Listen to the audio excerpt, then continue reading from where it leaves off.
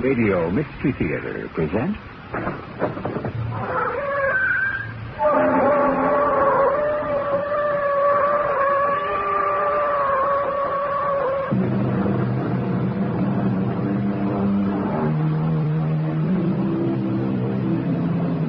Come in.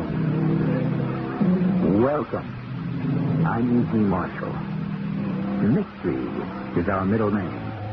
And if you consult Mr. Webster's dictionary, you'll find out that his first definition of the word is something that has not been or cannot be explained. A profound secret, an enigma. That's exactly what you'll find at the heart of today's story. A profound secret, an enigma. Something that must be explained if a human life is to be saved. But there are other baffling questions to be answered along the way, such as, who is the mysterious piano player named Joaquin Fry? And why does attorney Tom Hendricks get this kind of greeting at his door when he presents an engraved invitation to one of Mr. Fry's piano recitals? Your invitation, sir? Oh, here you are. Sorry I was late. I had a little trouble finding the house. Well, that's all right. The concert hasn't started yet. Would you please put on your mask? My what? Your mask, sir. But, I don't have a mask. Well, you better have one, buddy, or you ain't getting in here.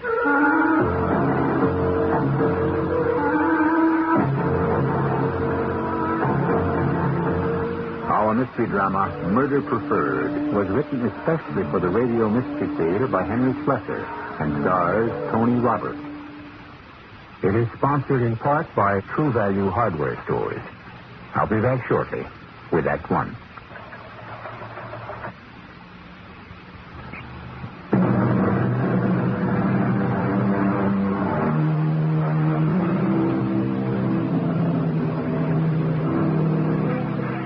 The name on his business card reads C. Thomas Hendricks, attorney at law. Everybody calls him Tom, and Tom Hendricks likes it that way, especially because the C stands for Clarence, a name not very popular these days.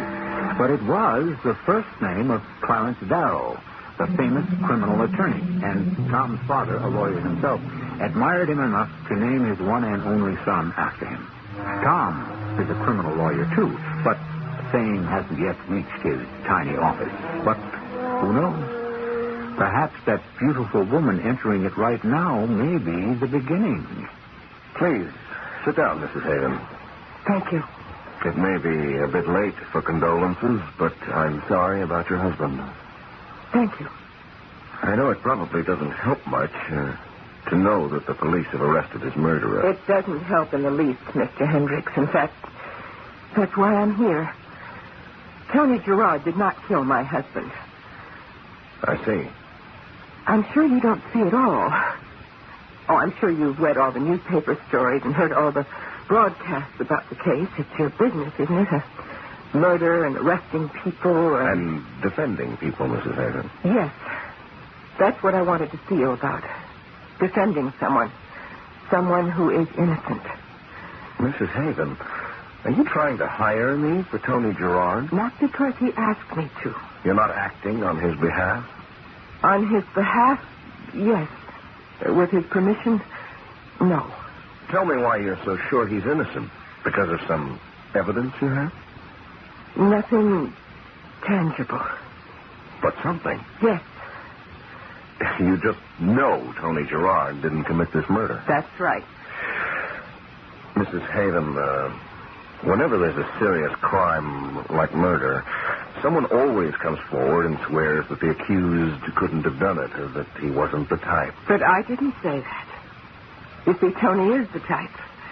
What? Tony is a very rough young man. He has a violent temper. He was in trouble all the time when he was a boy. He has a police record. Are you looking for a cigarette? No. My pills. You have some water? Yes, right here. Go on talking. But Tony would never kill anybody. That would be against God. He had a strong religious discipline when he was young. Its effect is still there. Oh, thank you. But you admit he was violent. That might lead him to forget that discipline if he had opportunity and motive. I suppose he had that, too. He was in the house that night. Our house. The night Walter was killed. And what about motive? No ideas about that, Mrs. Hayden? Not the idea that people have. What idea is that? My father has told me about the rumors. Your father? Yes. You see, Dad is a wonderful source of gossip. He is retired. He used to be a doctor. Now he just plays golf and bridge, and he listens very well. I know people are saying that Tony and I were lovers. But it isn't true? Walter owed Tony some money. That was a problem between them, not me. Walter didn't want anybody to know that he owed anything to a man like Tony Gerard, especially because he was planning to run for the Senate. You're giving your husband a motive for murder, Mrs. Hayden, not the other way around. Because there isn't any other way around. Tony didn't kill Walter, I swear it. Now, will you take the case, or won't you? Well, I'll have to think about it. For one thing, I'll have to find out if Tony Gerard wants me to handle it. I want you to. And I'll pay you, at least when the insurance payment is made. Are you sure it will be paid? Well, why not? Walter is dead. Why shouldn't the insurance company pay? That's a very good question, Mrs. Haven.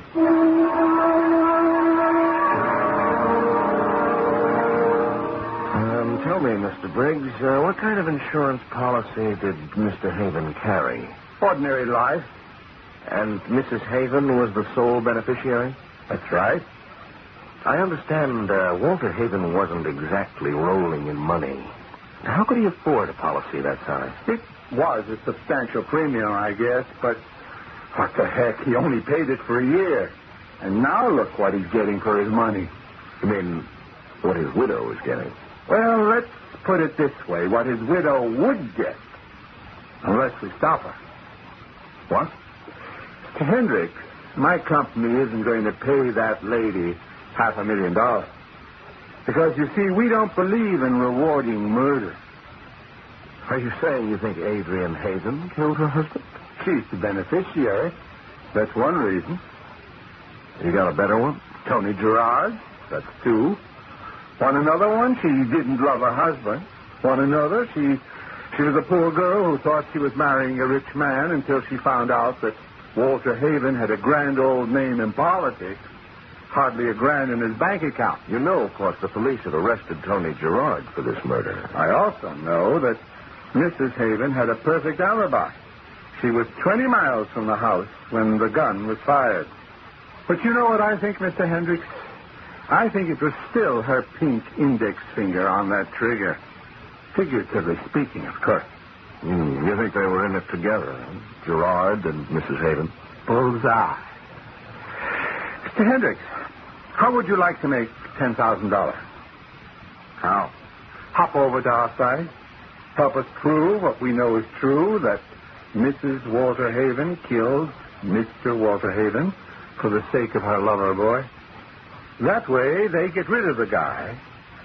Tony collects the money he was owed, and Adrian baby gets a nice bundle to keep her for the rest of her life. Everybody's happy. But not my company, Mr. Hendricks. I'm sorry, Mr. Briggs. I don't think I could do such a thing to a client. I thought you said she wasn't your client yet. She is now.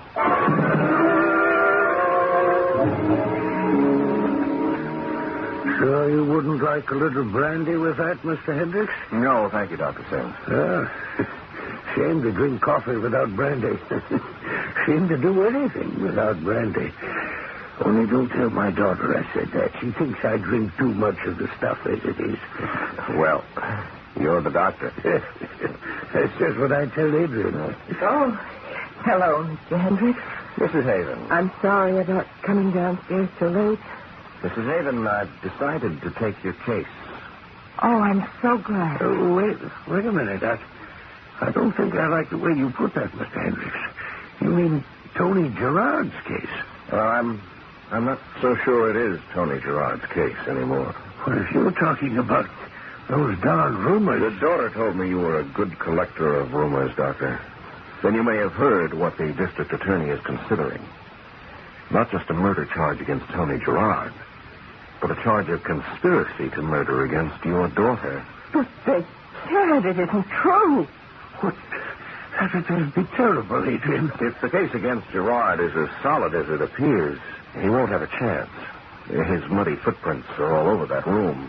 His fingerprints are on the door that leads to the garden. There was no weapon found, but the police believe he simply discarded it. Well, that still doesn't mean my daughter is involved. But if the DA can prove that they were lovers, if not now, then in the past... Please stop this. I don't want to hear any more. Mrs. Haven, I can't defend Gerard because I don't think I can win. But if you want to retain me... Mr. Hendricks, what I want you to do is to hear the whole truth. Adrian, now, wait a minute. No, Dad. I have to tell him. Things are getting out of hand. Mr. Hendricks, the reason I know that Tony didn't kill my husband is because Walter killed himself. I'm sorry, I can't accept that. But it's true. There wasn't a single bit of evidence pointing to suicide. No note, no weapon. And as far as the police know, no motive. But there was such evidence, only I got rid of it. You did what? I'll tell you exactly what. When I came home that night, it was late, after 1:30. I'd been to a party alone. Walter insisted that I go. He had a speech to write for the nominating committee of his party. That was the most important thing in Walter's life, getting that party nomination, becoming a senator. When I arrived at the house, it was terribly quiet. And we did have a servant, an old woman who took care of the place, but she was ill in the hospital, so Walter was alone. I saw the light on in his study when I drove up. I went inside. I couldn't believe what I saw. Well, at first, I thought Walter was just asleep at his desk, his head on the blotter, but as I came closer, I saw that he was lying in his own blood. I saw the gun lying on the carpet. Then I saw the note that Walter had been writing just before he shot himself. Half of it was soaked in his blood. It said, "Adrian, darling, forgive me." That's all. I guess it was enough.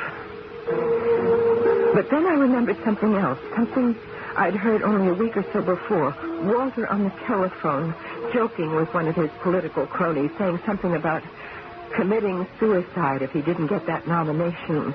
Only he couldn't do that, he said, because it would make his insurance policy void. And then I realized that's exactly what was going to happen. Walter's suicide wouldn't just cost me a husband. I would lose the proceeds on his life policy, too. I'd be penniless again, with no one to take care of me. Or my father. I couldn't bear the thought of it. I picked up the suicide note and threw it in the fire. And then I took the gun and got rid of it. Good Lord, Mrs. Haven. Are you saying that you preferred people to think it was murder? It was the only way I could get that money. I was just being practical. Why shouldn't I think of myself? Walter wasn't thinking of me when he pulled the trigger. Yes, but what was he thinking about? Why did he pull that trigger? I don't know. Did he know about you and Tony? There was nothing between us. There hadn't been for years and years, and Walter knew all about that. Mrs. Haven, you're telling me that your husband was a happy man. But he was. He was the happiest man you could ever want to meet. Oh, nonsense. He was psychotic or something. You can't ever know about people. I can tell you that. I'm a doctor. Or used to be, anyway. Sorry, Dr. Simmons. But let's face it. Why would a happy man kill himself? It's a good question, and it deserves a good answer. Why would somebody with a beautiful wife and a brilliant future decide to put a bullet through his head? Was Walter Haven nourishing a secret so dark and terrible that the only solution for him was oblivion? How do you learn a dead man's secrets? We'll find out how Tom Hendricks tries to do exactly that when we return with Act Two.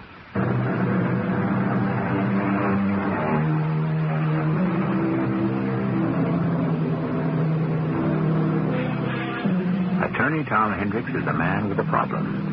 His client, Adrian Haven, has told him a story that no one could possibly believe.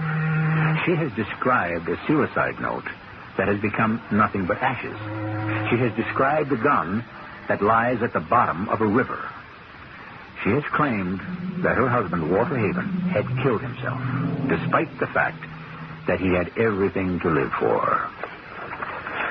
If I read one more political speech... I know, I'm sorry. I'm afraid Walter's speeches don't make very good reading, but they were effective enough. His party liked them. Well, I don't think we're going to find a motive for suicide among his political writings. But you haven't found anything in his personal correspondence? No, nothing at all. You did a good job, Mrs. Haven. Please, Adrian? Yeah, you did a good job, Adrian. You preferred murder, and murder's what you got. There's not a speck of evidence to prove that your husband didn't want to live anymore. The only problem he had seems to have been that $15,000 he borrowed from Tony Gerard's private loan company. He wouldn't kill himself over that. The only reason he wasn't making those payments was... Yes? Walter didn't like Tony, of course. He knew that Tony and I had known each other years ago. I think he enjoyed making Tony wait. But guys like Tony Gerard don't like to wait for their money, do they? Tony didn't kill him. I told you what happened in this room. Yes, you told me. But you knew something. I'd like your friend Tony to tell me, too.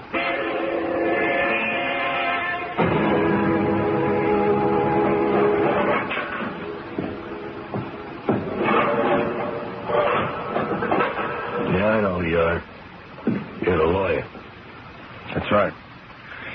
I thought we should get together, Mr. Gerard. Why? You're not my lawyer, you're hers. Yes, Mrs. Haven is my client.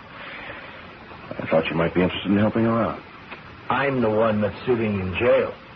I'm sure you know that the district attorney is considering a conspiracy charge against Mrs. Haven. So it might not be too long before she's in jail, too. Come on, that's crazy. Adrian couldn't have killed that creep. She was at a party 20 miles from the house. Look, I know she didn't do it. When I said conspiracy, Mr. Gerard, meaning that you and she were in this together. Well, that's even crazier. Me and Adrian haven't been together in any way for 5 years. Why don't you talk to me? Okay. No. What do you want to know? You know, to start with, what happened that night? Walter owed me $15,000. He dropped the 15 in Vegas on credit, and he didn't pay. I bought the debt from my buddy at the club, and I tried to collect. Boy, I liked having that creep owe me something. Anyway, he got a little nervous about it, especially when he had the nominating convention coming up. So he said he'd pay. And that's what I was doing out there that night, coming to collect. He sent Adrian off to some dinner party, saying he had to work on his next speech. He knew I was coming there. He told me to come in by the garden so I wouldn't have to use the front door. It was a cold, wet night. And dark, too. I couldn't find the stone path to the doors right away, so my shoes got all muddy. But I didn't care if I messed up his fancy carpet. I saw a light on. I pushed open the doors.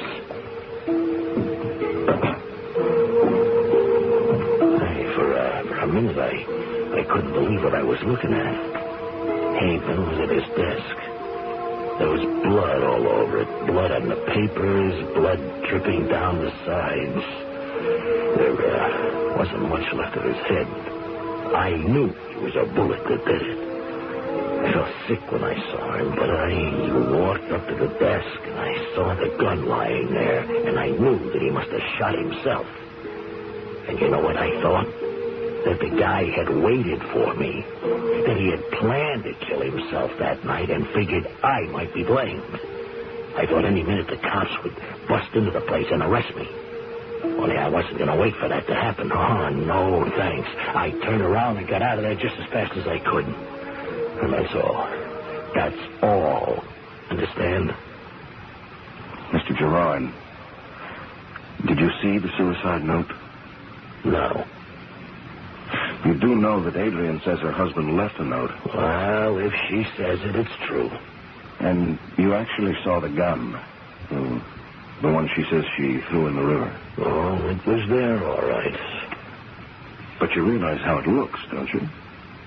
It looks like murder because that's the way she wanted it to look. It was suicide. He knocked himself off. Why? How should I know? Because somebody's got to know. You can't think of any reason in the world why Walter Haven might have been unhappy? Are you kidding? He had Adrian, didn't he?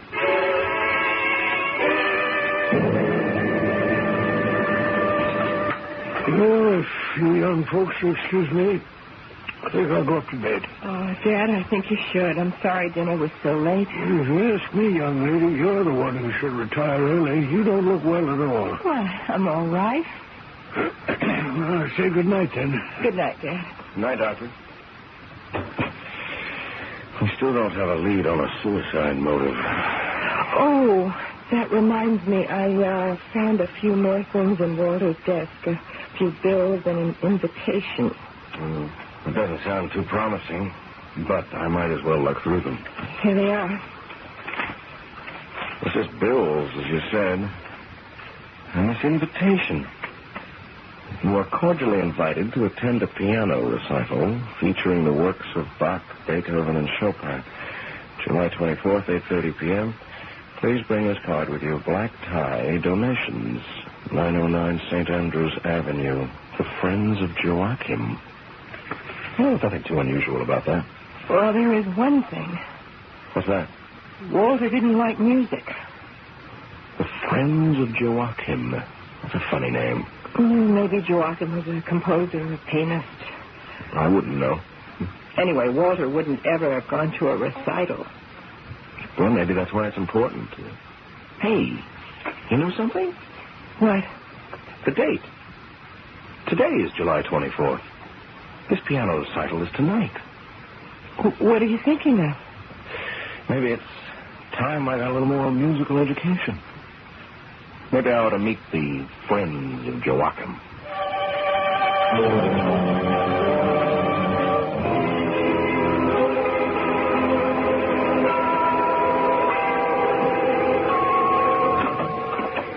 Good evening, sir.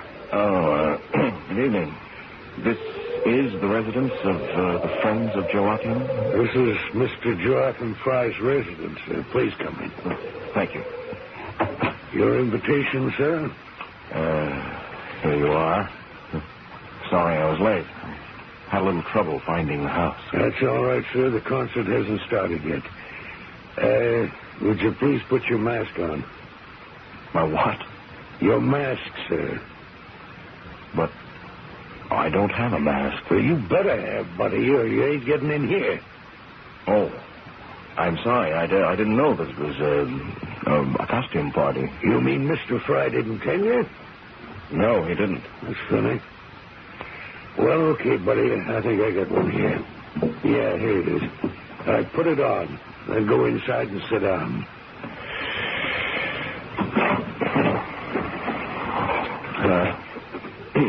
Good evening, gentlemen. It's quiet in here, isn't it? Oh, excuse me. Is this seat taken? Yeah. Thank you. Do you Do you come here often? How do I can help it? It's not too big a crowd, is it? And I suppose there are more than half a dozen of us here? Did Mr. Fry tell you to bring your mask? Of course. What's the idea, anyway? I mean, I feel a little foolish sitting around with a bunch of masked men. Ladies and gentlemen, good evening. Who's that? Joachim. You mean you don't know? Welcome, friends of Joachim. Thank you for your attendance this evening. I've planned a very special program tonight. My first offering this evening is a familiar group of preludes and fugues called The Well-Tempered Clavier by Johann Sebastian Bach.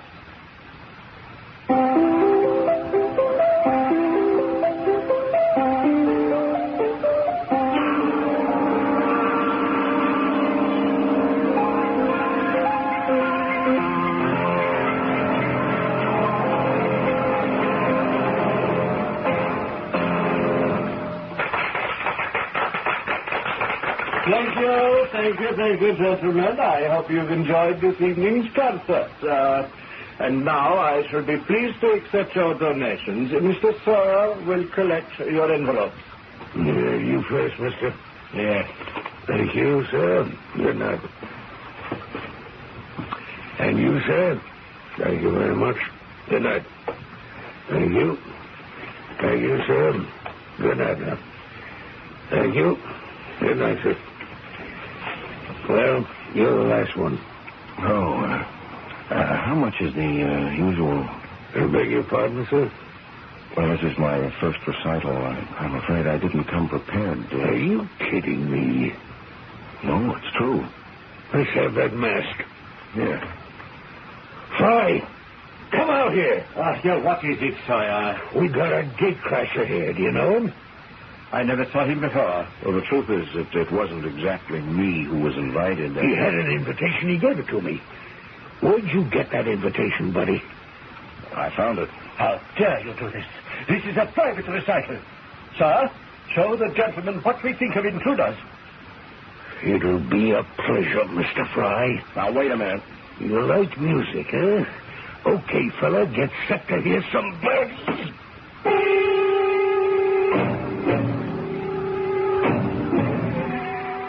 Much as we deplore violence, I'm sorry to say C. Thomas Hendricks has just become the victim of it. What's even worse, Tom Hendricks has taken this punishment without coming much closer to the solution to his problem. What connection is there between the suicide of Walter Haven and a piano recital attended only by men wearing masks? Perhaps when Tom recovers consciousness, he'll be able to make that connection. We'll find out when we return with Act 3.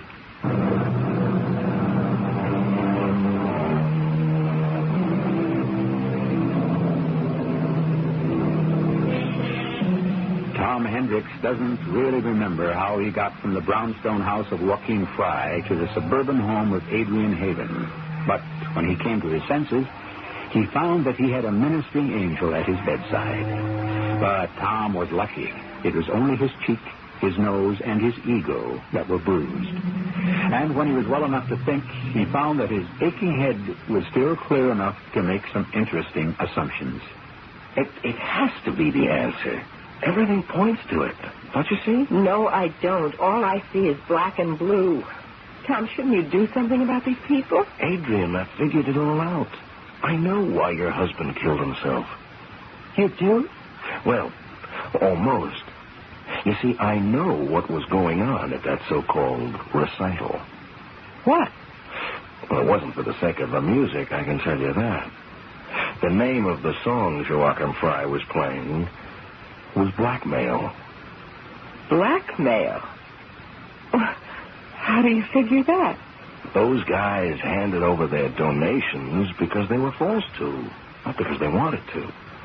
Mr. Fry gave them a reason to make donations, a better reason than his questionable talent. But why the recital? Why the friends of Joachim? Well, probably to cover the traces of blackmail, to give them some legitimate reason for their donations. something Joachim can justify when it's income tax time. But why the masks? Well, that's the most obvious part of all. If you were a blackmail victim, would you want the rest of the world to know? No, of course not. Therefore, the only way Fry could bring his victims together in one place was to require them to wear masks. So there was no chance of recognizing each other. Tom, what you're saying is that Walter may have been blackmailed. That's what I think, Adrian. Your husband was also a friend of Joachim. But why? I'm afraid I still don't know. But maybe I can find out. Tom, you wouldn't go back to that place, would you? I have to go back. I'll never find out what we have to know. But what makes you think they'll tell you anything? I'll just have to be very convincing, won't I?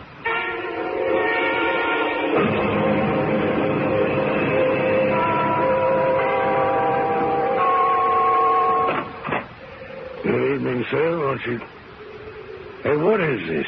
Are you back again? Yeah, that's right, Mr. Sawyer. Maybe you didn't get the message the last time. You're right. I didn't have the whole message, but I know a lot more now than I did then. Let me give you some advice. Do you have another recital tonight? Maybe, but you're not invited. Even if I brought a donation... A what? Here. Have a look at this. What is it? Hey, what's this all about? It's all about you, Mr. Sawyer. It's your rap sheet. A friend of mine at police headquarters was good enough to give me a copy of it. So, you see, I know more about you than you do me. I know you've been arrested 4 times for dealing in what they refer to as toxic substances. Drugs to you, pal. Hey, who are you anyway? A friend of Joachim, that's all. Tell me, Mr. Sawyer, is that how you and Mr. Fry develop your list of blackmail victims? Through their drug purchases? I think you better talk to Mr. Fry about this. I was hoping you'd say that. In here. What is it, Sawyer? You know I don't like to be... Look who's back, Mr. Fry. You again? I think he's a cop. Police? Well, what have the police got to do with me? I'm a musician. You're a blackmailer, Mr. Fry. That is ridiculous. Everyone who attends my recitals is here voluntarily. They're here because they're users, Mr. Fry. And they don't want the rest of the world to know about it. Or because they've gotten so mixed up in things involving drugs that they want to keep quiet. Get rid of him, Sawyer. Now, wait a minute. I want to hear what he has to say, Fry. I don't want to get him mixed up with cops. He can't be police. He would have flashed his badge the last time he was here. You're right, Mr. Fry. I'm not with the police. But I can blow a whistle as loud as any cop. And maybe I will, if you don't answer one question for me. And what is that? You were blackmailing a man named Walter Haven, weren't you? No. I never heard of him. Well, he was one of the friends of Joachim. It was his invitation I used the last time I was here. It is not true. I never heard of Walter Haven, and he was never at one of my recitals. Now, look, you've got nothing to lose by telling me the truth. Walter Haven is dead. Dead or alive, we don't know the guy. What the devil?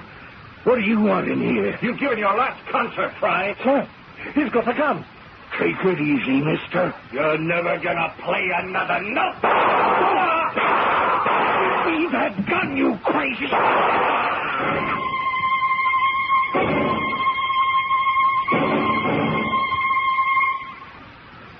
Then they're dead? Both of them? That's right, Adrian. They're dead. Both Sawyer and Joachim Fry. Killed by one of their blackmail victims. Now we'll never know what Walter's secret was. But I do know. You what? I know the answer, Adrian. You see, the secret of Walter Haven is that he had no secret. What on earth do you mean? I mean, the secret was yours, Adrian. Mine? I thought it was him at first. That he was a user of the stuff, or had been once, and that would have killed his chances in politics. But it's you, Adrian. How can you even think that? I began to remember things about you. Your sudden illnesses, your reliance on pills, The long-sleeved dresses you always wear. Really, Tom. Can you honestly tell me that there aren't puncture marks on your body? As a matter of fact, there are. You can ask Father. I need vitamin injections all the time. Those funny little B vitamins and iron and liver and all that. I may be a human pincushion, but I'm not one of those... What's that awful word? Junkies? Yes, it wasn't easy to apply the word to you, Adrian. You hired me. You wanted me to find out the cause of your husband's misery, but you really knew it all the time. No, I swear I didn't. I never heard of Joachim Fromm. But obviously your husband heard of him. You became Sawyer's customer. And whatever Sawyer knew, Joachim knew. I swear I never heard of either of those two men before you mentioned their names. And you also swear that you're not a user? No, I'm not. In fact, you look very much in need of something right now, Adrian, don't you? No. Well, I'll tell you what, then. Suppose we just stay here in this library for the next 4 or 5 hours, huh? Are you crazy? I'm not sure you can even last that long without your next fix, Adrian. You are wrong. You're completely wrong. In fact, why don't I make sure that we're not disturbed? Huh? I'll just shut this door. What are you doing? Locking us in, Adrian. I'm closing the door against the outside world. You can't keep me a prisoner in here. You're not my prisoner, Adrian. You're a prisoner of your own habit. It's not true. It isn't true. Daddy! Daddy, help me! Yes. Yes, it was Daddy who helped you, wasn't it? He was a doctor once. He could get prescriptions filled. All sorts of prescriptions. Daddy, help! He's locked me in! Your father knows all about you, Adrian. He's the one who's been keeping you normal, if that's what you call the torment you're in. Daddy! Adrian, what's going on? Daddy, please help me. He's got me locked in here. He won't let me out. It's just an experiment, Doctor. Help me, please, Daddy. I'm sick. Please, open the door. All right, Dr. Sims. I'll open it. Your daughter needs you.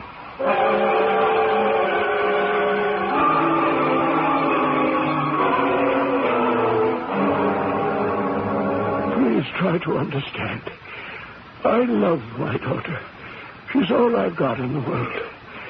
When she left home 5 years ago, it was as if the sun went down and the stars never came out. And when she came back home, Dr. Sims, she was an addict, wasn't she? Yes. Can you imagine what I felt? I was a doctor, and I knew what addiction meant, what an addict's life could become. Didn't you try to cure her? Oh, I tried. She was hard to handle. She didn't want cures. She wanted peace. I couldn't bear her anguish. So you supplied her? Yes. At the time, drugs were easy for me to obtain. She didn't have to consort with criminals to get what she needed. But later, after I lost my practice... You didn't just lose your practice. You lost your license, didn't you? No, I was charged with misuse of drugs, but I resigned before there was any public scandal. And then I had a more difficult time keeping poor Adrian supplied. Then I had to deal with these criminals. So you were Sawyer's contact? Yes, I had to deal with him. Walter Haven didn't know the truth, did he? Walter didn't know. I bore Adrian's secret myself, and her expenses as well. It was no small burden. And after she married Haven, did you still have the burden? An even greater one. Because this man Sawyer brought someone else into my life. Joachim Fry. Joachim Fry? I was the friend of Joachim. He threatened to tell Walter and the whole world about my poor child's affliction. He forced me to contribute $1,000 each time he staged one of his recitals. I had to wear a black mask to conceal my face from the others. So that invitation was yours. But What was it doing in Walter's desk? It was there because I gave it to him. Well, then he knew the truth. I had to tell him. I simply ran out of money, don't you see? And what was his reaction? And it wasn't what I expected. He was horrified. He screamed at me, narcotics, blackmail, the publicity, the damage it would do to his nomination for the Senate. And then he said a terrible thing to me, Mr. Hendricks. What? He said he would have to cut Adrian out of his life. You mean he was going to leave her? Yes. He was going to leave her immediately. Before the world knew about her addiction, he was going to disassociate himself from everything she represented. Right before my eyes, he sat down to write her a letter. Good Lord. He wrote, Adrian, darling, forgive me. The suicide note. I couldn't let him finish that note. I remembered the gun Walter kept in his desk. I took it, thinking to frighten him. Instead, he became angry. He stood up and plunged at me. I found myself squeezing the trigger. I shot him in the head. He fell back into the chair, and I dropped the gun on the carpet and ran away. And when your daughter came home, she made murder look like murder. How would you like a new client, Mr. Hendricks? Call me Tom, Dr. Sims. Or you can even call me Clarence.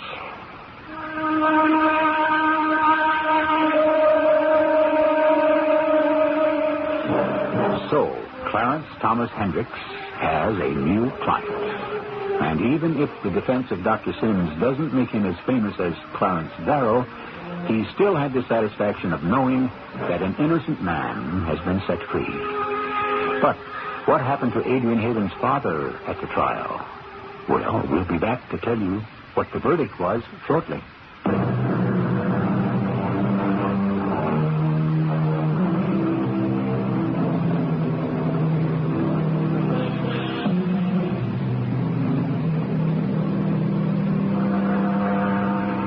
Dr. Charles Sims went on trial for the murder of Walter Haven, and his defense attorney, C. Thomas Hendricks, portrayed him as a father who was willing to sacrifice anything for the sake of the daughter he loved.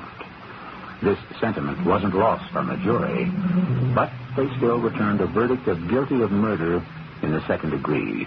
And Dr. Sims is dispensing his medical advice in the prison infirmary. Well, you can't win them all, Clarence. Our cast featured Tony Roberts, Terry Keane, Court Benson, and Earl Hammond.